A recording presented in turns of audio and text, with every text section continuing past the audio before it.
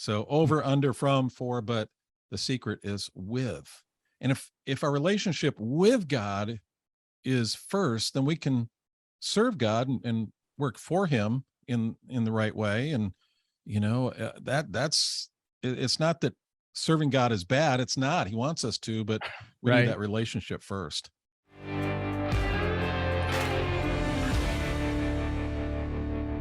Well, I think if you've spent any time listening to the True Man podcast, you'll know the importance of faith in a man's life being discussed on the show. And if this is your first time listening, I think you're going to enjoy today's guest as we explore this idea of performance Christianity. Now, I will tell you, this is a trap that I fell into, and I think many do, not because they don't think that good works aren't important in faith, because certainly that is the case, but they're ultimately maybe missing out, I think, on a more intimate experience with God. At least that's what happened to me. But let's find out. So welcome to the podcast, Jon Fugler. Jon is the director of Fresh Faith 24/7 and has been writing for Christian audiences for over 4 decades, sharing simple truths that have had a profound impact on the lives of believers. And you can hear Jon on his podcast, Fresh Faith in Real Life. Jon, welcome to the True Man podcast. Well, thank you, Mike. Good to be here. Yeah, I'm excited to talk about this. So, Jon, as I mentioned, along my journey, I found out that, because I like to do things the hard way, I was maybe a little bit of a performance-driven Christian, but really what I was looking for was more intimacy, not just with Christ, but all my relationships, but certainly Christ. And, so I'm sure you have a similar story. How did you begin to explore this area of performance Christianity? Well, Mike, it took me about 40 years to really find out I had a problem. And I was an athlete in high school.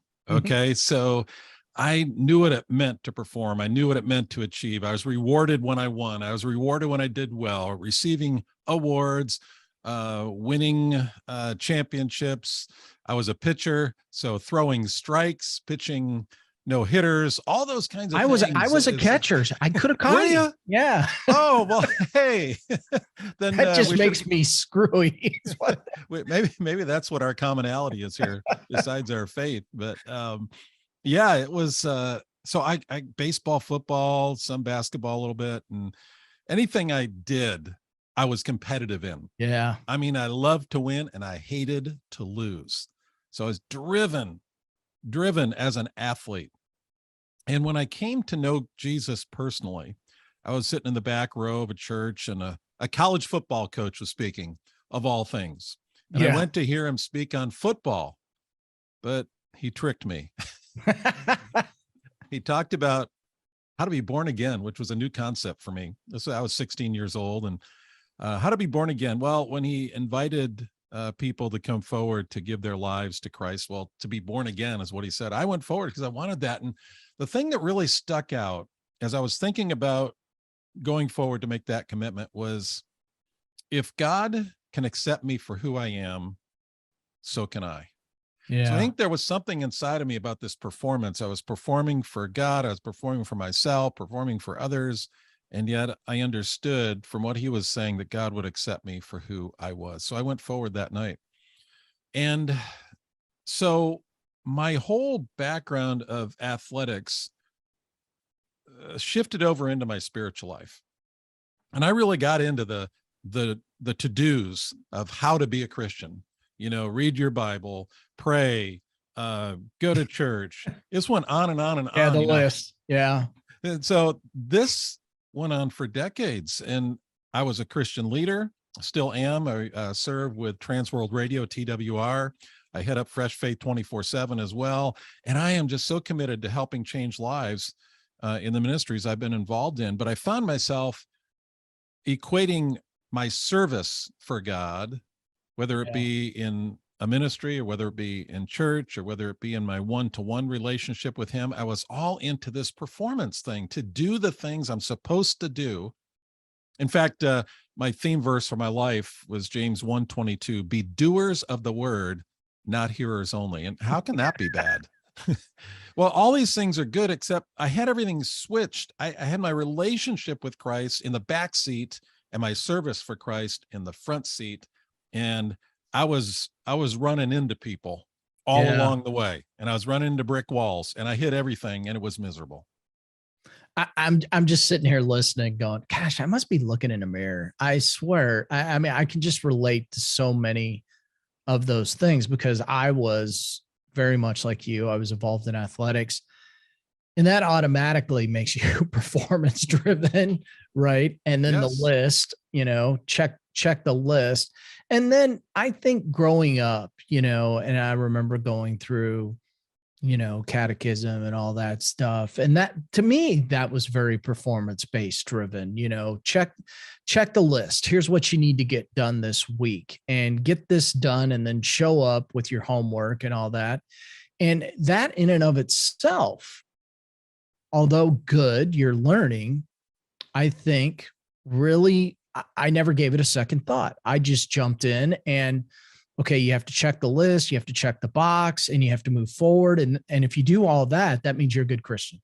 And Mike, in those times, it wasn't like it was all dry, and you know that Right. too. There were some Yeah. great moments, and there were Sure. great times of connecting with Jesus, connecting with God.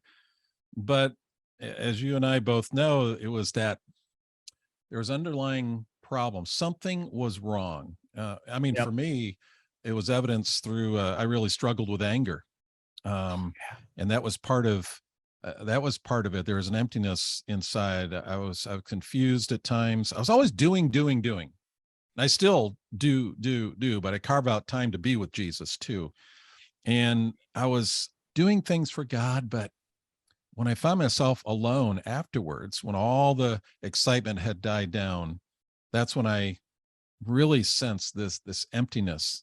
And I didn't know what was going on because, I'd been a Christian for years by that point, and I'm going, this is not the way it should be. What's happening here? So, although there were seasons of great relationship with God, I knew something was missing. How long? I mean, you mentioned earlier in your 40s, and I mean, listen, I think that's when this stuff creeps up, right? Like we can go, especially as men, we can go a long time. We can go a long time, and then something happens in our life, and you're like, something's just missing here. I mean, that's what happened to me. It's like, I remember just sitting in church one Sunday after years of just doing. And I just remember saying to myself, something's just missing. I have no idea what it is. It's just something is just missing. So I Mhm. need something more. And that's Yeah. when I decided to take a break.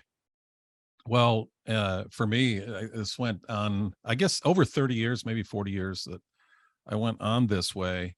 And it wasn't like I had this big revelation that changed it. I actually read a book which changed it. And we all know as men that we should be reading, and we understand that we need to accumulate the knowledge and the how-tos, and reading does that. But this book was written by a guy named Sky Jatani.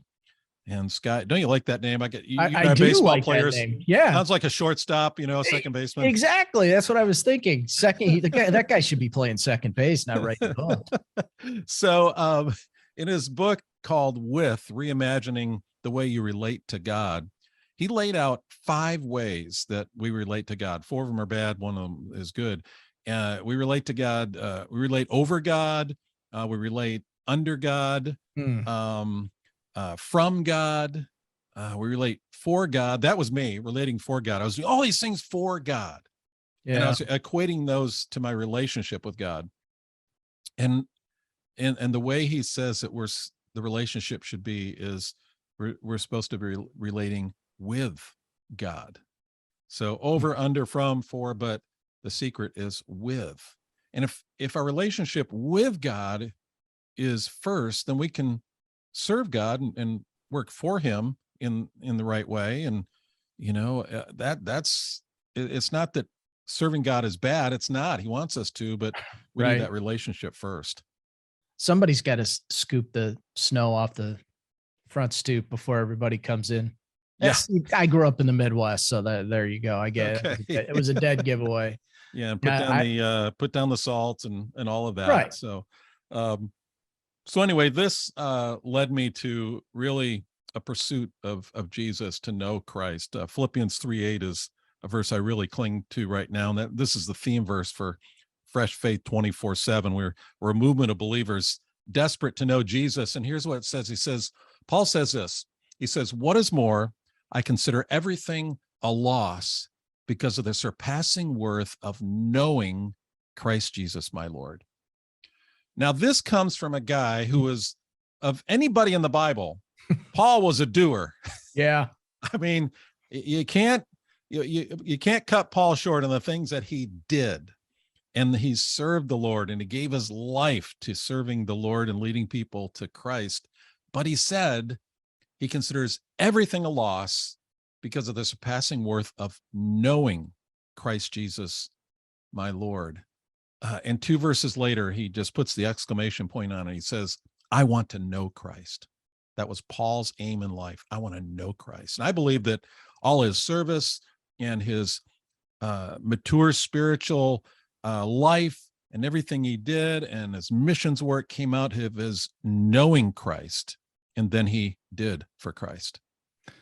Now I'm going to ask you a dangerous question, I think. Listen, there's a lot going on in the world, and it's just, I have to say world these days because it's just too easy to say country, because it seems like globally, we're just dealing with stuff all over. And I've really been pretty adamant lately in my, I guess, in what I'm saying in terms of men really need to rally behind God, family, and country, and we need to get back to that. And I think that we've kind of gone astray from some of this stuff.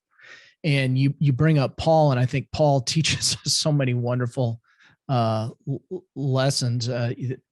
That's a year's worth of podcast, probably in and of itself, if not more, right?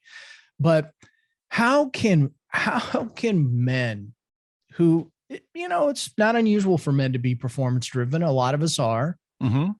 How can we kind of stop grabbing the wheel so tight and give that control over to God and get back to really being focused on God and our families and what really matters, not all this ancillary stuff going on around us?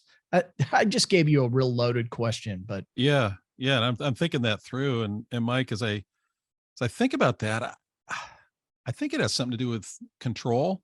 Yeah. I think it has something to do with fear. Yeah. It has something to do with image. As a man, I'm supposed to be a financial manager. I'm supposed to be responsible. I'm supposed to be a great dad.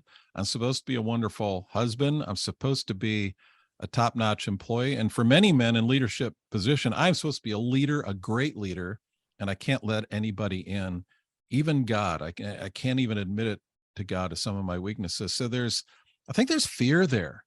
And we want to conform to what the world wants us to be. And if you look at some of the leadership books out there, a lot of them, it's wrong. It's not about humility, although there are some that are popping up now. It's interesting.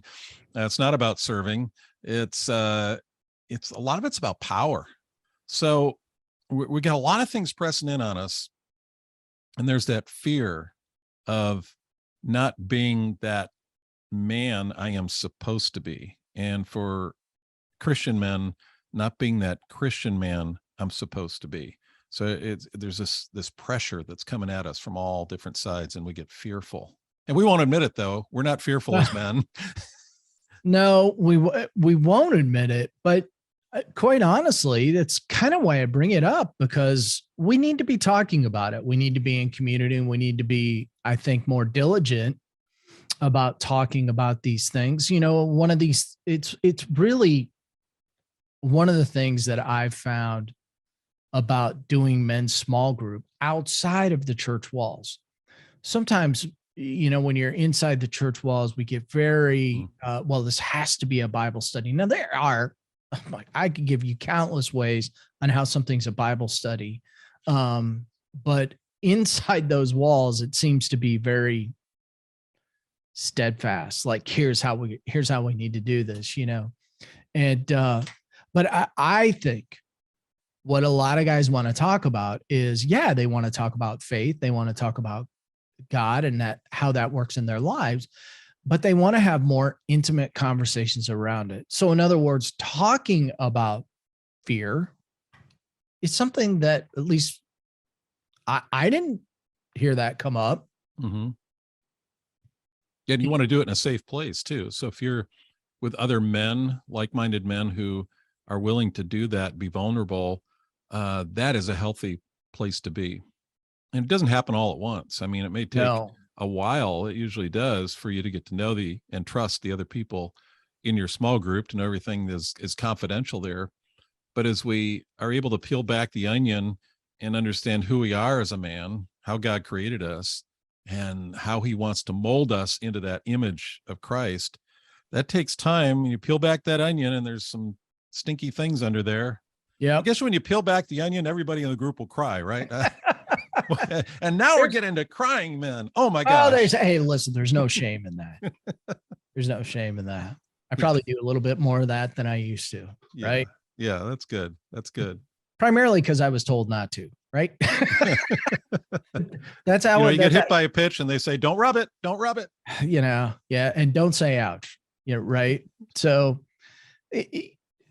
tell me about, here's what I want to know as you've evolved and understood this whole performance kind of driven thing and have become more intimate in your walk with Christ. How do you feel like that has changed your life?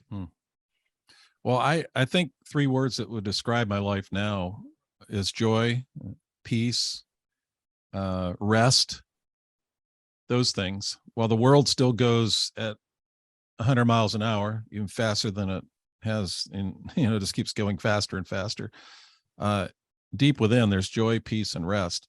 And that has come from the fact that, I say my relationship with God is the most important thing in my life. Yeah. That sounds like a basic statement. But a few years ago, I made that the statement of my life.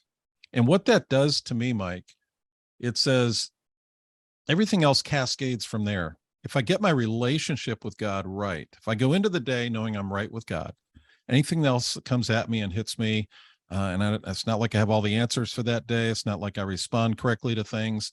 But if I focus on that, then all the other relationships will follow. And it just works that way. My priorities are correct. The things that I do, things that I think, I come back and say, is my relationship with God right? And if it is, then those other things will be right as well, or become right. But joy, peace, and rest, because I look at life that way.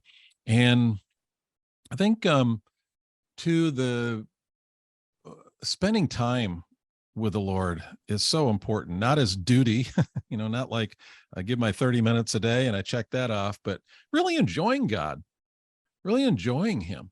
Now, how would you encourage us to do that? First of all, there's no some rules. People don't know, right? I mean, that almost sounds silly, but like I was at an event the other day, and we always open the event with prayer, and the guy said a really nice prayer, and he goes back to the table, and I hear the other guy go, "Man, I don't know how you do that out loud like that," and I thought, that seems like a funny question, and I just felt funny to me, and I thought, well, does this guy not pray? Does that mean he can't just do it out loud? So sometimes giving what seems, I don't know, simple, like how do we do it? I think is an important thing, because some people, they don't know. Yeah, it starts with one-on-one time alone with God, and that you think, wow, that sounds pretty boring, or what do you do in that time?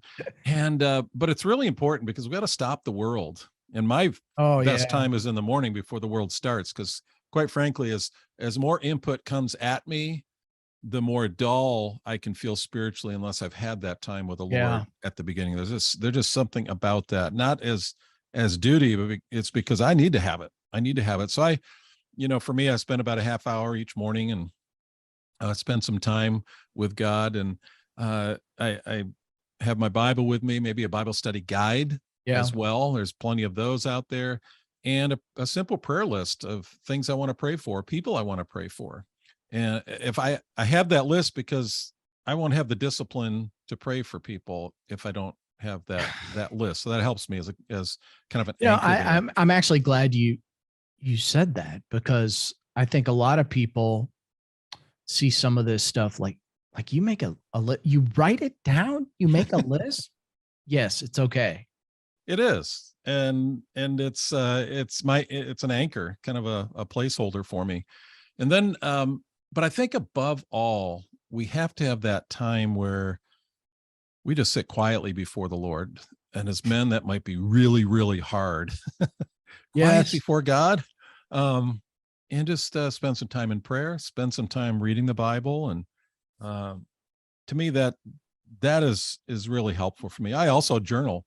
Now, they say journaling is great if you have a journal and you write it down. Well, for 10 years, my journal has been on my iPad. And it works for me. What I like to say about my time with the Lord, I call it a quiet time, is, well, your time with the Lord really doesn't have rules. It doesn't have rules. There's these anchors, time in prayer, time reading the Bible. But if we make it so this has rules, it's that relationship that kind of goes out the window. I want to enjoy God. I want to enjoy Jesus and have some time with him. And that's the most important thing. So committing time, you have to be tenacious about that too. There are other things that'll steal that time away.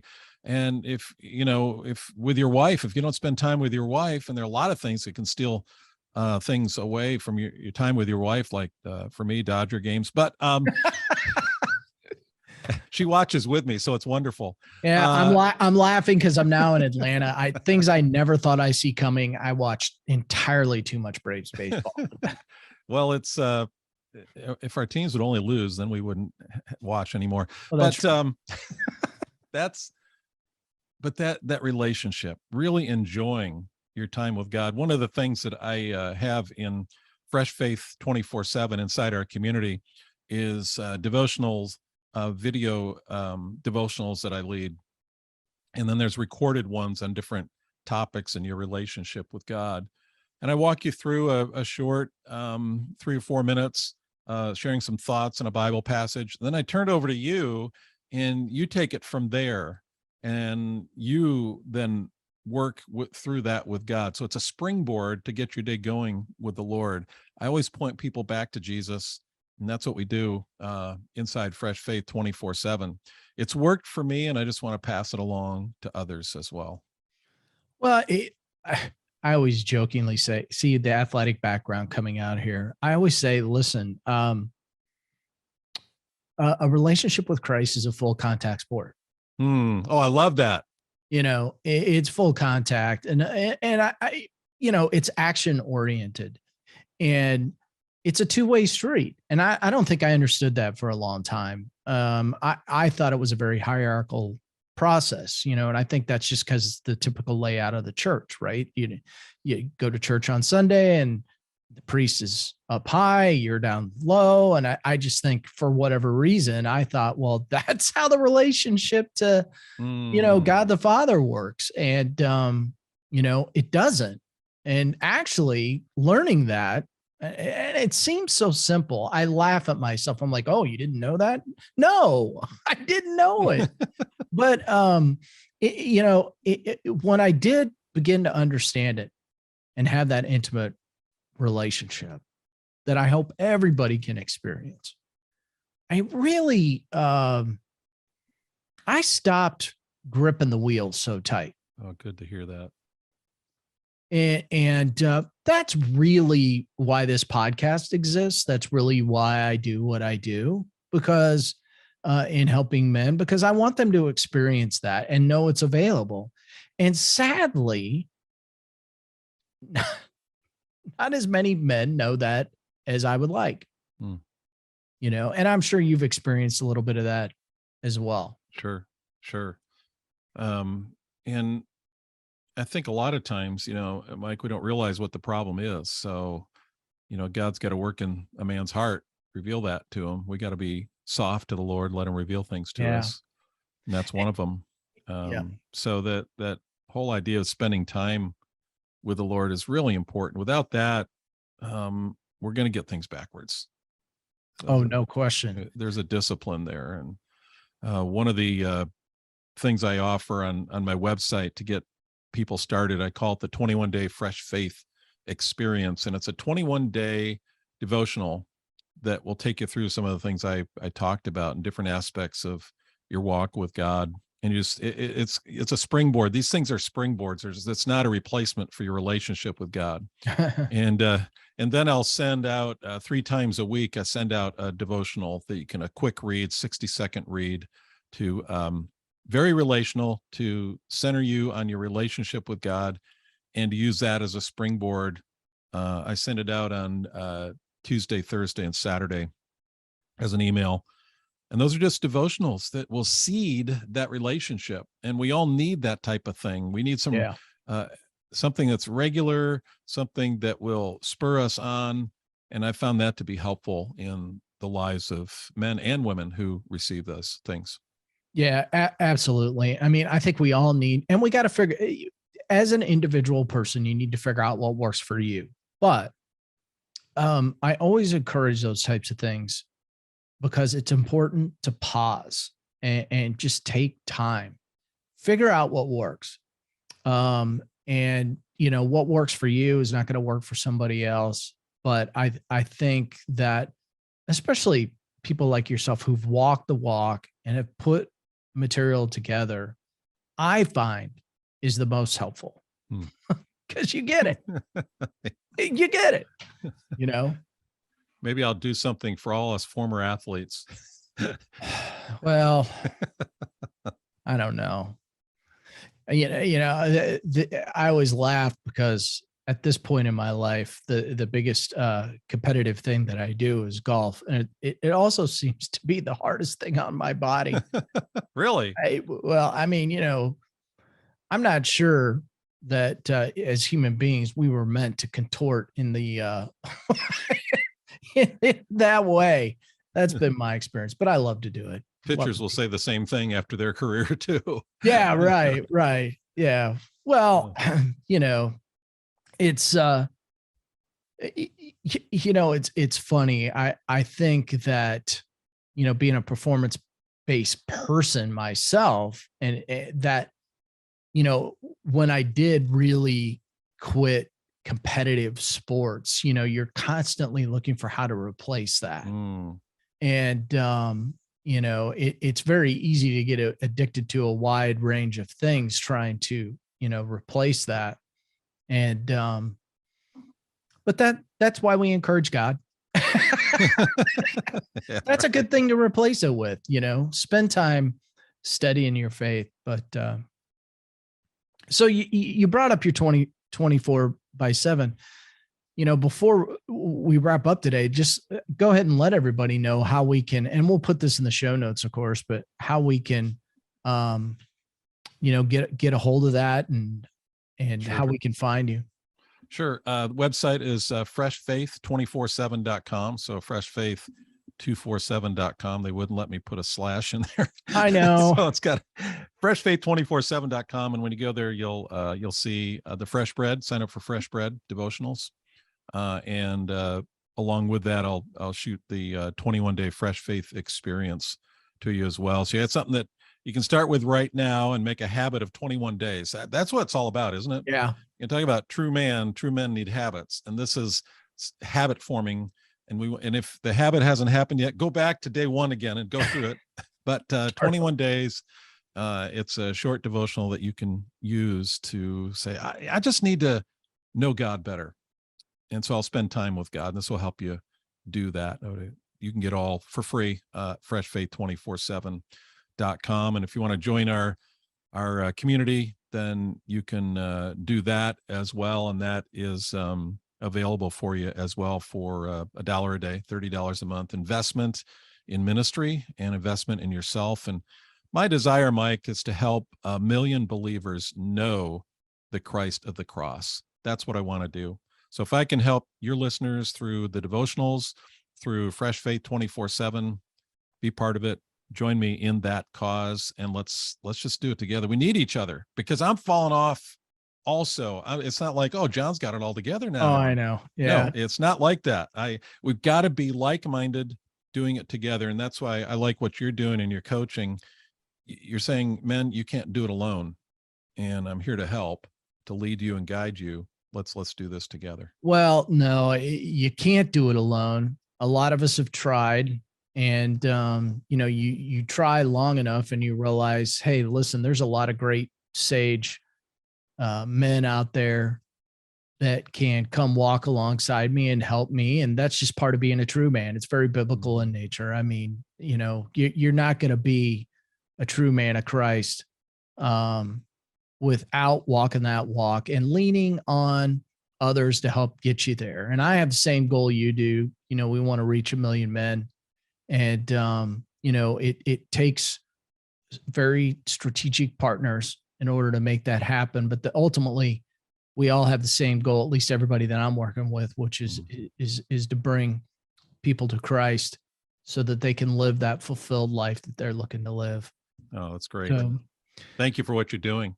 Oh, well, thank you for what you're doing. I mean, it's the joy in my life. Now, John, I don't want to walk away. If there's anything that I missed today that you would want to leave us with, a little parting nugget, please feel free.